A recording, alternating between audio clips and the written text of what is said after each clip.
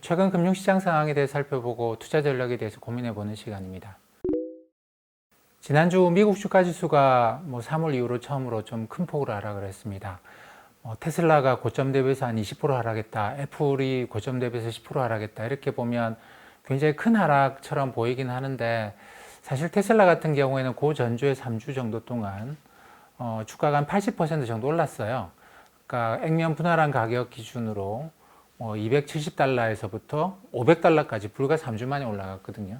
그러다가 이제 지난주에 500달러에서 400달러 이렇게 내려온 거기 때문에 그렇게 심각한 하락이라고 볼 수는 없습니다. 근데 이게 이제 가령 버스를 타고 가는데 서 있는데 갑자기 버스가 이제 전력 질주를 하다가 속도를 쭉 올라가다가 갑자기 브레이크를 밟았는데 그게 완전히 브레이크를 밟으면 사람들이 넘어지고 그런 건 아니고 사람들이 휘청 앞으로 이제 몸이 쏠린 그런 정도라고 봐야 될 것 같습니다.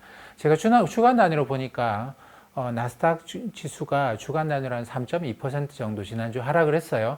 이거는 사실 그동안은 이만큼 하락은 없었습니다. 지난 3월 20일 그 전주에 한 4주 동안에 걸쳐서 나스닥 지수가 한 30% 떨어진 적이 있는데 바이러스 때문이죠. 그러고 난 다음에 상승을 시작한 이후로는 이번에 주간 단위로 이번에 하락폭이 제일 큽니다. 3.2%. 그렇기 때문에 이게 좀 뭔가 의미를 우리가 좀 생각을 해보긴 해야 될 것 같아요. 그러니까 갑자기 버스가 그 브레이크를 밟았는데 운전기사가 이게 그냥 브레이크 밟는 일이 한 번으로 끝나는 극히 이례적인 일이냐 아니면 그동안은 굉장히 평탄한 도로였는데 앞에는 뭔가 좀 계속 이런 일들이 계속 반복이 될 거냐 그러면 속도를 많이 늦춰야 되겠죠. 브레이크도 좀 더 자주 밟을 수 있는. 그럼 당연히 투자를 하시는 분들도 거기에 대한 대비를 해야 됩니다. 손잡이를 꼭 붙잡고 있거나 그런 행동을 해야 되겠죠. 그래서 이번 하락이 어떤 의미였는지에 대해서 조금 더 생각을 해보도록 하겠습니다. 그 전에 이번에 하락이 3.2% 정도 있었는데 그 전에 3월 20일 이후로 주간 단위로 쭉 오면서 이번보다는 작았습니다만 그 전에 가장 큰 하락은 6월 초에 있었습니다. 6월 초에 있었는데 이때는 2% 이상 주간 단위로 하락했거든요. 근데 이때는 이제 어떤 이슈였느냐면 이때도 기본적으로는 미 연준이 생각을 바꾸고 있는 거 아닌가라는 그런 생각 때문에 주가가 한번 하락을 했었어요. 그러니까 미 연준이 추가적인 부양책을 내놓을 거라고 생각했는데 그 직전에 FOMC에서 추가적인 부양책 내놓을 생각이 없다. 마이너스 금리 정책 우리는 생각도 안 하고 있다. 이런 이야기를 하면서 주가 금리도 올라가고 주가가 하락하는 그런 패턴이 나타났었는데 이때 일은 한 사흘 하락을 하니까 미 연준이 그 다음에 곧바로 시장 개입하러 들어왔습니다. 회사채를 직접 매입하겠다라는 카드를 꺼내들면서 주가 하락을 막고 그때 이제 그 우리나라 주가 지수도 코스피 기준으로 보면 2200 정도까지 갔다가 갑작스럽게 2050포인트까지 떨어진 일이 있습니다. 6월 9일, 10일 그 정도인데요. 미국 S&P 500 주가 지수 같은 경우에도 3200 정도를 갔다가 갑자기 이 3000포인트 근처까지 떨어졌던 적이 있는데 연준이 이 정도 주가 올라온 거면 충분하다고 생각해서 이제 더 이상 시장에 유동성을 공급 안 할 생각인가 이런 의심이 당시의 하락을 만들었어요. 근데 불과 사흘 만에 사흘 주가가 떨어지니까 연준이 회사채를 직접 매입하는 그런 카드를 꺼내면서 우리 유동성 그 추가적으로 시장이 공급 안 하겠다는 이야기가 절대로 아니다. 유동성 계속 공급하겠다라는 그런 의지를 시장에 분명히 이야기를 해준 것이죠. 그러면서 다시 금리가 떨어지고 주가가 올라가는 패턴이 보였고 그게 이제 한 6월달, 7월달, 8월달까지 거의 3달 동안 이어져 온 것이죠. 근데 이번에는 무슨 일이 있어서 그만큼 그것보다 더 하락한 것일까? 생각을 해보면 여러 가지가 있습니다만 연준에 대한 생각도 좀 있는 것 같습니다. 사람들이 연준에 대한 생각도 조금 달라지는데 유동성 공급은 계속하겠다라는 게 연준의 변함없는 생각이에요. 근데 지난 시간에 말씀드렸다시피 그 유동성 공급이 시장에 이렇게 돈을 풀어주고 자산 가격을 끌어올려는 버냉키 방식은 아니다라는 겁니다. 그것보다는 낮은 곳에 고용이 잘 안 되는 그런 곳에다가 돈을 쓰겠다. 그게 고용 그 급여 보호 프로그램 이런 것도 마찬가지로 이야기를 했었죠. 그런 식으로 해서 고용이 잘 안 되는 그러니까 저소득층한테 돈이 가도록 하겠다라고 하는 게 연준의 새로운 정책 방향입니다. 고용을 촉진시키도록 하는데 이건 사실상 상당히 그 금융시장 관점에서 보면 아니 우리한테 돈 풀어주고 주가 올라가게 하고 금리 떨어지게 하지 그 정책이 아니다라는 것이죠. 그렇기 때문에 물론 이게 금융시장의 부정적인 그런 이벤트는 아닙니다. 연준이 금융시장에 돈을 안 풀겠다 이렇게 이야기한 것은 아니기 때문에 부정적인 것은 아니지만 금융시장이 기대했던 것보다는 좀 낮은 것만은 분명해요. 그런 이제 연준에 대한 요만큼의 실망감이 들어가 있었던 거는 있는 것 같고, 그 제가 이제 이유를 한 세 가지 정도로 생각을 하고 있는데, 한 가지는 연준에 대한 생각이 투자자들의 생각이 금융시장에 우리가 기대했던 것만큼 그렇게 돈을 계속 퍼부어 줄 건 아닌 것 같네 라고 하는 것 한 가지가 있다는 것이죠. 또 한 가지는 최근에 경제 지표가 지난 4월 달 이후로 나타나던 것과는 좀 다른 패턴을 보이기 시작을 했습니다. 이건 어떤 의미냐면 시티은행이 경제 서프라이즈 지수라고 하는 걸 발표를 하는 게 있습니다. 이거는 어떤 지표냐면 경제 지표가 미국 같은 워낙 많이 발표가 되잖아요. 그것도 이제 매일 일정한 날짜에 걸쳐 가지고 굉장히 중요한 지표들이 한 달 내내 발표가 됩니다. 근데 이 지표들이 모두 다 중요도가 다 똑같은 것은 아니겠죠. 어떤 지표는 시장에 큰 영향을 미치고 어떤 경제 지표는 시장에 작은 영향을 미칠 겁니다. 그 시티은행이 요걸 이제 미국의 전 세계 다 그러는데 미국만 기준으로 보게 되면 미국의 경제 지표 발표될 때 그 전에 시장에서 예상하던 값이 있어요. 가령 이번에 이제 신규 취업자 수는 100만 명 증가할 거다 이렇게 미리 예상한 값이 있는데 이 값하고 그러니까 이 값에 대해서 이미 시장은 요 정도는 반영하고 있다고 봐야 되겠죠. 그래서 요 값과 똑같은 값이 나오면 실제로 발표된 값이 기대값하고 똑같이 나오면 시장 가격에는 변화가 없을 것이다. 왜냐하면 이미 기대하던 그대로 나왔으니까. 근데 기대했던 것보다 좋게 나오거나 기대했던 것보다 나쁘게 나오면 이게 얼마나 큰가에 따라 가지고 시장이 크게 움직이겠죠. 근데 어떤 지표는 이게 기대값에 비해서 굉장히 좋게 나와도 주가가 조금만 움직이는 그런 지표도 있습니다. 요거는 시장이 그렇게 중요하다고 생각 안 하는 지표가 되겠죠. 여기에 대해서는 가중치를 굉장히 낮게 잡고 시장에 그 전에 발표되기 직전에 기대치보다 굉장히 좋은 지표가 나왔는데 주가가 굉장히 크게 움직여요. 이거는 시장에서 굉장히 중요하게 생각하는 지표다라고 해서 여기에 대해서는 가중치를 굉장히 높게 두고 이렇게 해서 발표되는 모든 경제 지표를 쭉 이제 더하고 빼고 해주는 것이죠. 시장의 기대치에 비해서 좋게 나온 거를 플러스 시키고 나쁘게 나온 거 마이너스 시키는데 그 각각의 지표의 가중치는 아까 말씀드린 것처럼 시장의 반응이 어땠는가를 갖고 과거치를 쭉 누적해 오면서 가중치를 주고 좋다 나쁘다를 플러스 마이너스로 표시를 했습니다. 요 시티 경제 서프라이즈 지수를 보게 되면 지난 4월 5월부터 해가지고 아주 크게 이게 2003년부터 지표가 있거든요. 지수가 있거든요. 근데 2003년 이후로 한 번도 본 적이 없는 정도로 아주 큰 폭의 상승을 했습니다. 가령 고전에는 가장 많이 올라봤자 100이었다고 한다면 이번에는 200까지 올라오는 그런 거죠. 이건 어떤 의미냐면 사람들이 경제지표가 그렇게 좋아질 거를 기대를 안 하고 있었는데 실제로 발표된 경제지표가 사람들의 기대치보다 어마어마하게 좋게 나왔다라는 겁니다. 2003년 이후로 이렇게 사람들이 기대했던 것보다 경제지표가 더 좋게 나온 경우는 없었다라는 겁니다. 그러니까 지금까지는 굉장히 경제지표가 좋게 나왔어요. 근데 이게 8월 20일 정도 지나면서부터는 더 이상 좋아지지 않고 최근에는 꺾여 내려가고 있습니다. 이건 뭘 이야기하느냐면 사람들의 그런 기대만큼 예전에는 불과 이제 5월, 6월, 7월, 8월 중순까지만 하더라도 사람들의 기대보다도 굉장히 크게 경제지표가 좋아졌는데 이제는 그렇지 않더라는 겁니다. 사람들의 기대치 정도거나 또는 사람들의 기대치에 미달하는 사람들이 이 정도 나올 거야 라고 그 정도 안 나오는 경제지표들이 나타나기 시작했다라는 겁니다. 가령 지난주 같은 경우에는 미국의 서비스업 PMI라고 하는 게 있는데 이거는 이제 제조업 말고 서비스업의 경기 동향을 보는 것이죠. 근데 이거는 그 직전에 발표되기 직전에 시장이 기대했던 것보다 지표가 좀 나쁘게 나왔습니다. 이런 식으로 이건 어떤 의미냐면 그렇죠. 지난 그 뭐 3월, 4월, 5월 이런 식으로 도시가 봉쇄가 되면서 사람들이 활동을 못했어요. 생산 활동도 못하고 소비 활동도 못하고 그러던 것이 5월, 6월, 7월 달에 풀리니까 사람들이 그동안 못했던 소비를 한꺼번에 하는 효과가 나타났다라는 것이죠. 근데 이게 그렇게 지속성 있는 소비일 것 같지는 않다라는 생각을 해보실 수 있지 않습니까? 한 번 소비가 일어난 것 뿐이에요.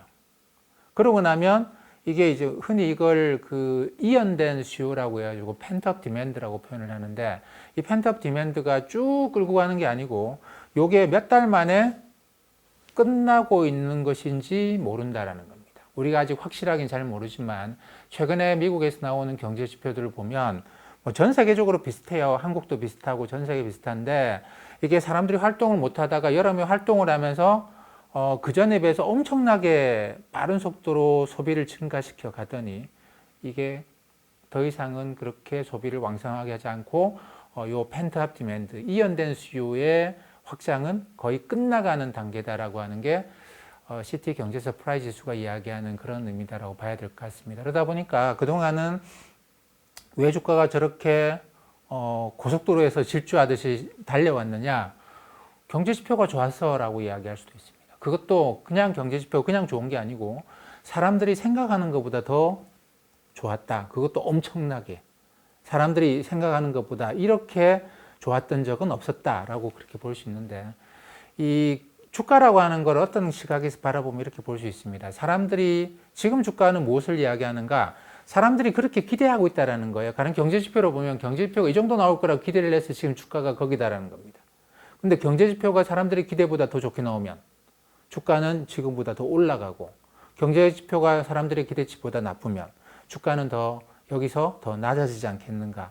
뭐 물론 이걸로 주가를 설명하는 힘은 제가 볼 때 한 30%, 40% 많이 잡아봤자 그 정도밖에 안 돼요. 주가는 이런 경제지표의 좋고 나쁜 움직임보다 훨씬 더 다른 요인에 많이 영향을 받긴 합니다만 이것도 한 30, 40% 정도 차지한다는 것이죠. 그걸로만 보면 그동안 주가가 왜 이렇게 크게 올라갔느냐? 경제지표가 사람들이 기대하던 것보다 훨씬 더 좋아서. 근데 지난주에는 왜 갑자기 그런 움직임이 생겼을까? 경제지표가 사람들의 기대만큼 안 나오기 시작을 한다라는. 사람들이 걱정하는 거는 앞으로 계속 그러지 않겠는가. 이게 가을에 바이러스가 좀 더 확산되면 그러는 경향이 더 강해지지 않겠는가. 이런 걱정을 조금 했던 것 같아요. 그게 지난주 주가 하락으로 좀 나타났던 것 같습니다. 마지막으로 세 번째 현상에 대해서도 좀 고민을 해봐야 되는데 이거는 뭐냐면 주식시장의 변동성 지수라고 하는 게 있습니다.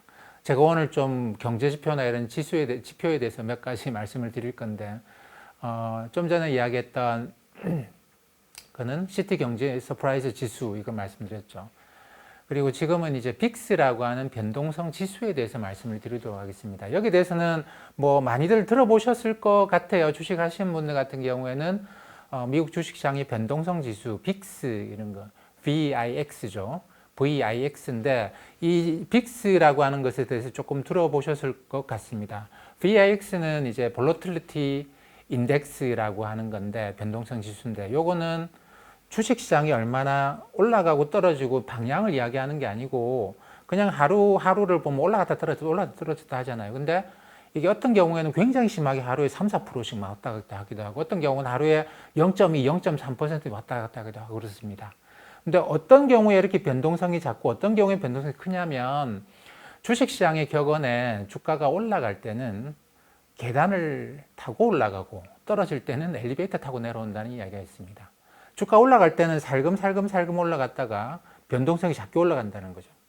대세 상승장의 전형적인 특징은 하루에 주가 지수가 코스피나 S&P 500 이런 게 하루에 0.2%, 0.3%. 도저트가 재미가 없어서 볼 수가 없어요. 그냥 뭐 하루 종일 아침에 시작해서 0.2, 0.3 플러스 시작했다가 하루 종일 0.4, 0.5 갔다가 뭐 끝날 때 되면 또 0.3 정도로 끝나고 이게 대세 상승장의 굉장히 일반적인 패턴입니다. 그러니까 대세 상승장에 가게 되면 빅스가 10포인트보다 밑에 내려가는 건 7포인트까지 떨어지는 경우도 꽤 자주 있어요. 근데 이게 하루에 주가가 뭐 한 3, 4%, 4, 5% 지난번처럼 8%씩 이렇게 주가가 막 떨어졌다 이렇게 하기 시작하면 이건 하락장 일반적인 특징이거든요. 상승장에서 대세 상승장에서 이런 일은 없습니다. 대세 하락장에서는 이게 주가 하락이 굉장히 크게 나타나는데 그러다 보면 반등폭도 굉장히 크게 나타나고 하락폭도 심하게 나타나죠. 이런 경우에는 빅스가 30, 지난번 같은 50, 70 이렇게 막 올라가는 그런 상황이죠.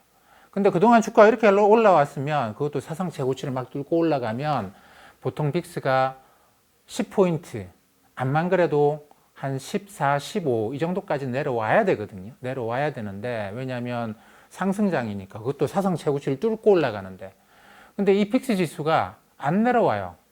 지금 30에 갔습니다. 24까지 내려오다 다시 30까지 올라갔어요.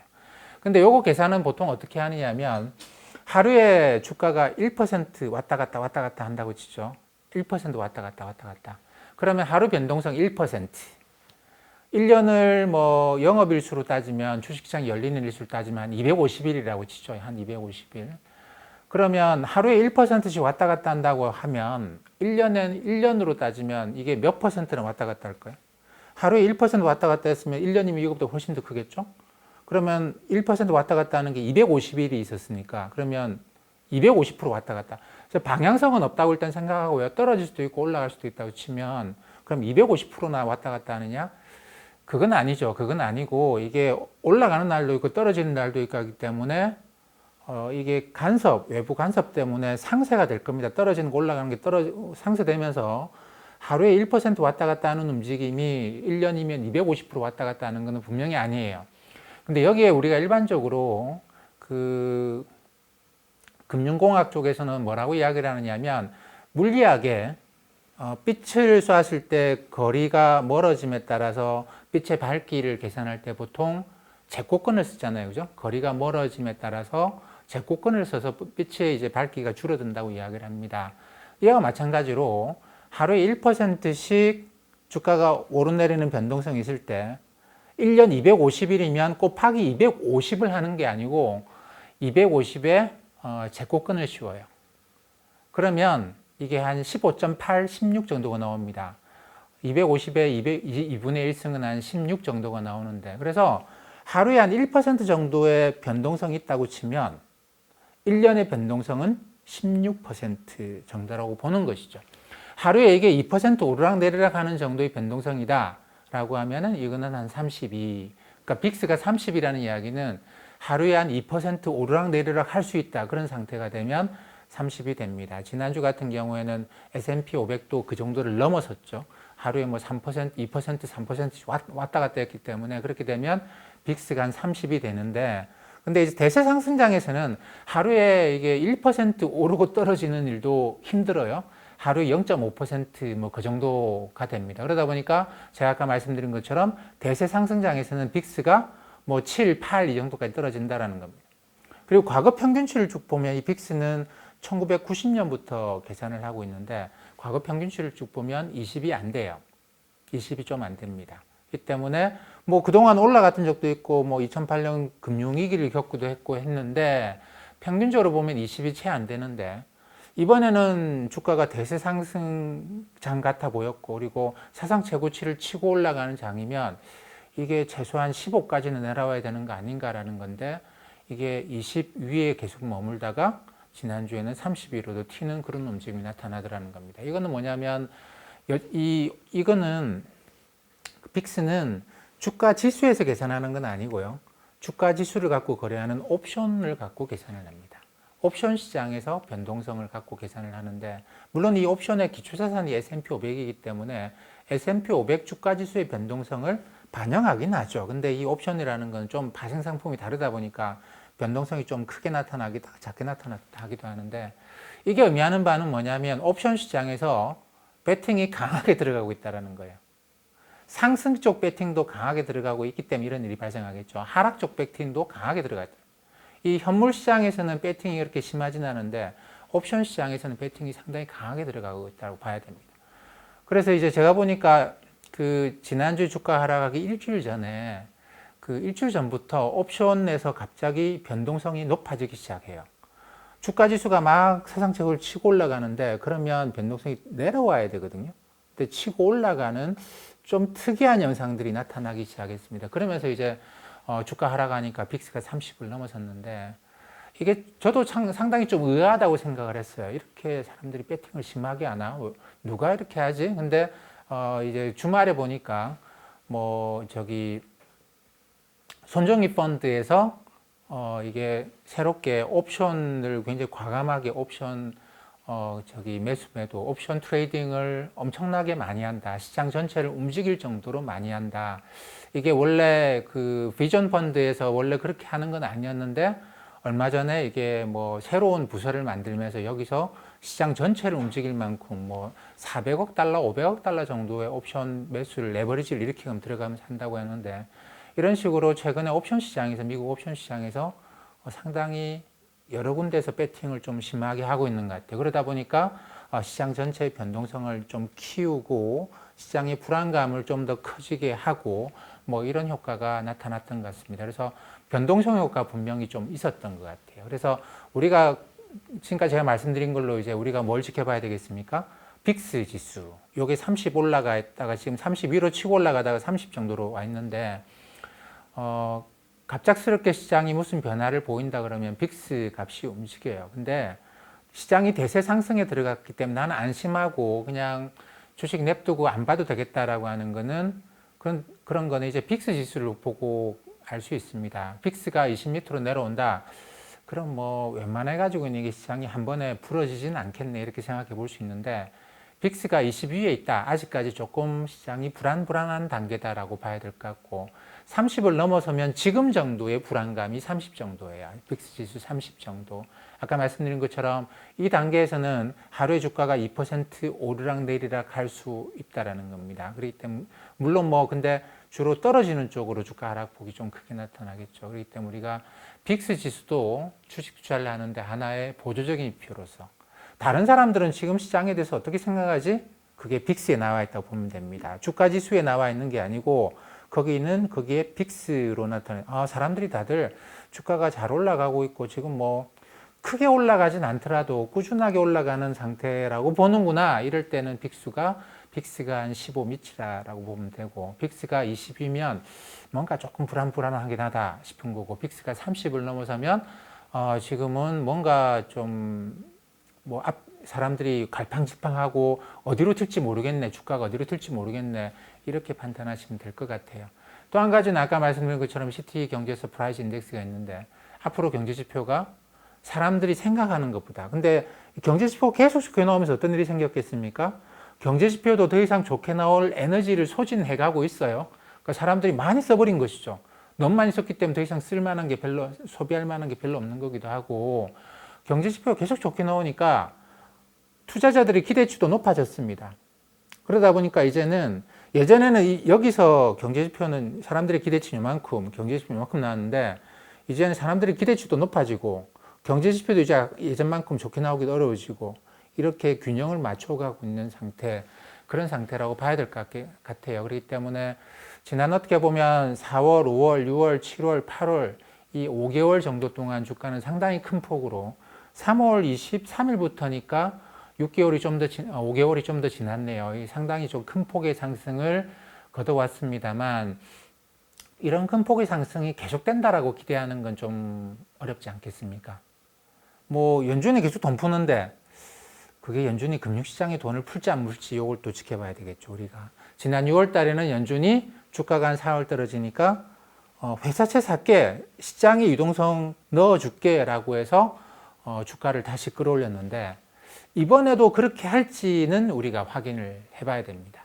이번에는 그냥 많이 올라왔으니까 뭐 이 정도면 된 것 같아요. 더 이상 금융시장 유동성은 안 넣어도 될 것 같고 지난번에 이야기한 것처럼 고용시장 사람들의 고용을 증가시키는데 실물 경제에 돈을 넣고 금융시장에는 돈을 안 넣을 것이다. 이렇게 연준이 진짜로 말을 한 거라고 한다면 제가 볼 때 그런 뉘앙스가 꽤 강했다고 저는 생각을 하거든요. 그러면 이번에 연준은 시장에 이 주가가 더 떨어지더라도 개입 안 하거나 아니면 개입을 하더라도 시장이 기대에 미치지 못하는 개입을 할 개연성이 있습니다. 이 때문에 우리가 꼭 확인해 봐야 될 거는 단기적으로는 연준이 여기서 어떻게 하느냐, 금융시장에 대해서 유동성을 더 공급하겠다라는 이야기를 하느냐 안 하느냐를 지켜봐야 될 것이고 그 다음에 좀 더 펀더멘탈하게 바라보게 되면 뭐 시티 경제 서프라이즈 지수 같은 게 어떻게 나오느냐. 지금 이 지난 4월 달 이후로 5월 달 이후로 쫙 올라갔다가 8월 중순 이후로 이게 하다가 최근에는 조금 꺾이고 내려오고 있는데 이게 앞으로 어떻게 되는지 좀 지켜봐야 되겠죠. 그리고 다른 사람들은 지금 상승에 대해서 어떻게 생각하지? 빅스 지수를 보면 되는데 지금은 시장에 사람들이 좀 야, 요거는 좀 지켜봐야 되겠다. 이게 잘 올라오긴 했지만 여전히 떨어질 위험도 상당히 갖고 있다. 이 레벨이 한 25, 30 정도고 30을 넘어서면 야, 요거는 하락이 꽤 나올 것 같은데 이런 건데 지금은 한 25, 30 정도로 보시는 게 맞지 않겠나 싶습니다. 그리고 이 세 가지 빅스, 시티 경제 서프라이즈 인덱스 그리고 연준의 유동성에 대한 이야기 계속 관찰을 하시는 게 좋을 것 같습니다.